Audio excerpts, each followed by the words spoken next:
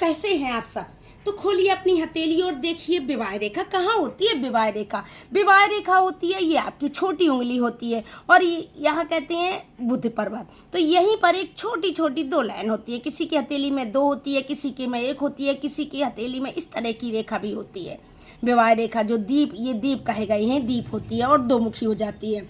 तो अगर किसी की विवाह रेखा दीपों से भरी और अंत में 2 मुखी हो जाती है तो ये दुखद वैवाहिक जीवन का प्रतीक है। तो इस तरह अगर आपकी हथेली में रेखा है तो प्लीज़ कमेंट करके ज़रूर बताइएगा। तो मैं उसके लिए आपको जो उपाय बताऊंगी उससे आपका ये दोष मिट जाएगा।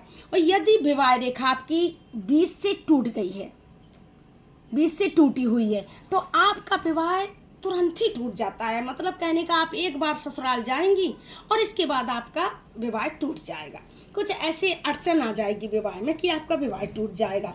और अगर किसी की विवाह रेखा यहाँ से जाते हुए सीधा ये बुध पर्वत तक आ जाती है, ये है आपका शूर पर्वत।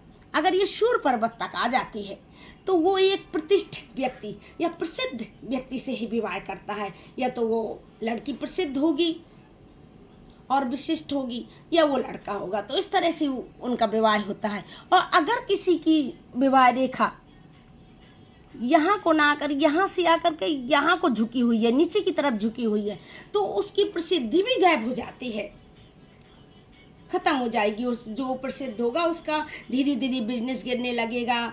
इस तरह भी आपने देखा होगा कि शादी के बाद बहुत सारी अड़चनें आने लगती हैं और उनका धन भी गायब होने लगता है।